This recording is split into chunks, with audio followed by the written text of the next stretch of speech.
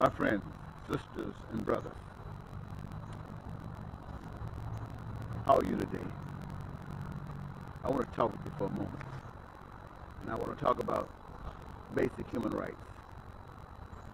I was looking into the newspaper and I saw an article that said a conference probes remedies to economic inequality. They had a couple of photos of gentlemen that would be participating. It would be here at the University of Minnesota, an event of national and international significance on October the 11th through the 13th at the Roy Wilkins Center for Human Relations and Social Justice of the Humphrey School of Public Affairs at the University of Minnesota. And it'll be a world conference on remedies to racial and ethnic economic inequalities. Got my attention. A conference on dissolving the problems of racial and ethnic economic inequalities.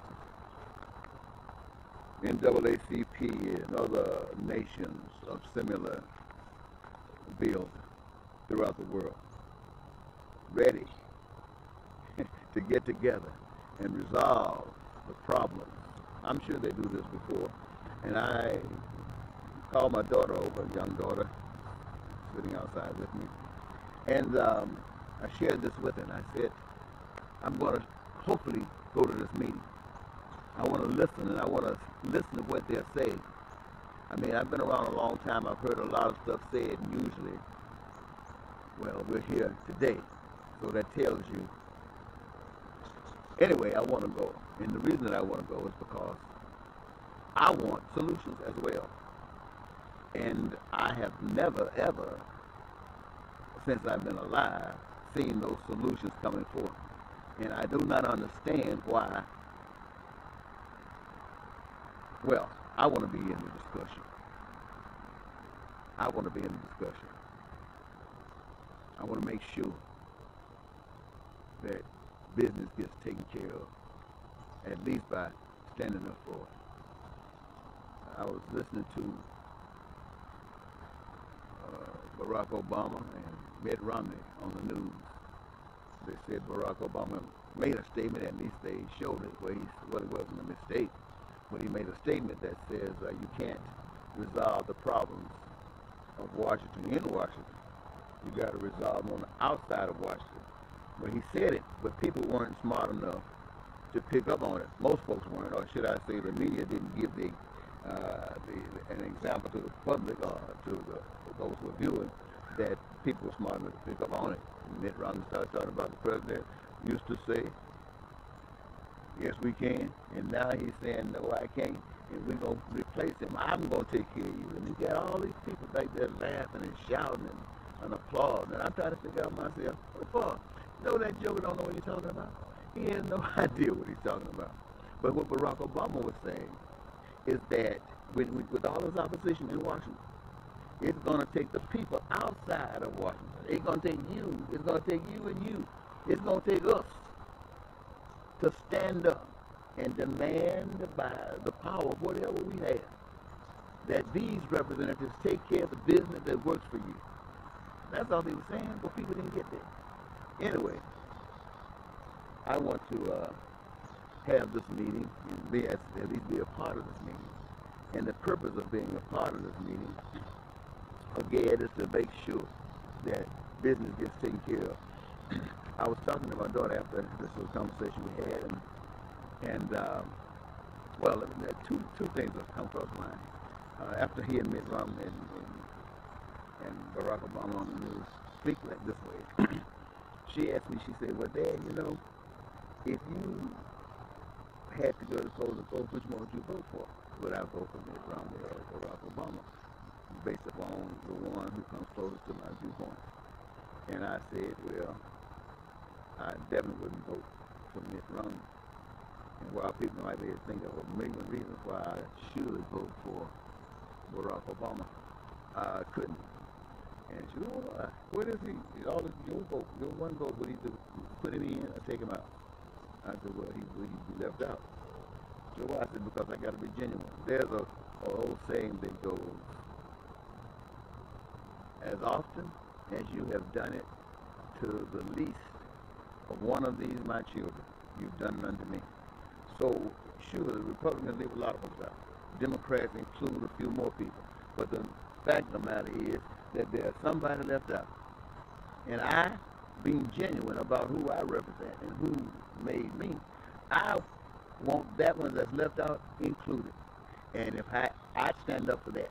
If you guys want to go ahead on, then I would say I would stand up for this. And I would invite you, if you're deserving to have that which you think is so important to you, if you're deserving, then you will stand up with me for that one that's missing. Because if you can accept and appreciate somebody being left out, then that disqualifies you for the blessing you desire. And you can't get it the right way. You end up getting it the wrong way, causing more of this pain and suffering. I was talking to her again, and I said, you know, I really don't understand these conferences coming together. People are really not going to be able to resolve the problem because they don't know what the solutions are. I say, it's like hiding an egg. It's like hiding an egg. You take an egg and you go and hide it. And you go back and you say, all right, the egg is hidden. Go and find the egg. The egg is hidden. Go and find the egg. And everybody goes out in the front yard looking for the egg. Well, first of all, just between you and I, the egg was hidden in the backyard. But everybody comes out for all the reasons, wrong reasons, assuming that the front yard usually looks the best, that it's got to be hidden out there, something so important as this. And so they go out there looking all over the front yard for the egg. And everybody think they know a better way to find the egg. I got it. I know how. I know how. And I know how. And there are some people who just don't have time to be thinking about trying to find the egg. So they relegate that responsibility and do it to you who say you know how. And then you go out and give them your votes, representative of what's happening today. And they come up there failing over and over and over again, and you constantly supporting and supporting, not knowing that the egg is not in the front yard. Nobody said the egg, we just said the egg was hidden. But a wise man would know that after a while, that egg must not be in that front yard. And he'll go, or she will go to the backyard. And if they search in the right place, they'll find the egg. And once you found the egg, then you know the story. So I would say, if I was that one person left out of the progress of an economic situation of any place, home, city, state, government, federal, if I was left out, then all of that out there would not mean anything to me. Somebody said, well, you got to love them and forgive them. Yeah, you love them, forgive them, but you know who they are. You know who they are. And so if they want to get the least of you, then they got to be thinking about you. And if they're not thinking about you, and you go along and support them, well, that's why I have a responsibility to come and tell you these things and give you a way out. Now, I got my kids coming around. Come here, I want to introduce my oldest daughter to you. Come here. Well, I can call you my oldest here at the house. This is my oldest here. Her name is Taylor Joy.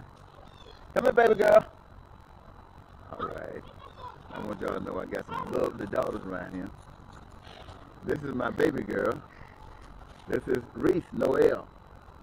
Reese is 9. Taylor is 12. Now I got a son. He got the same name, my namesake. Now there's no way he's gonna come and get before the camera. So I'm gonna have to turn around and show you him. Hey.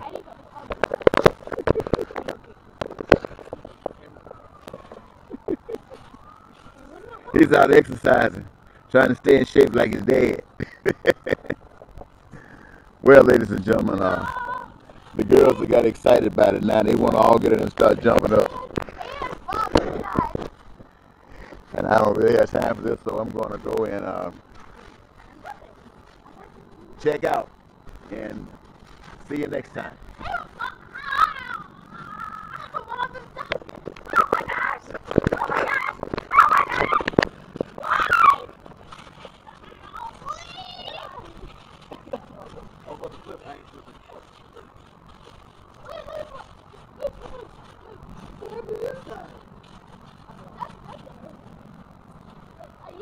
So you better be careful because you will fall out.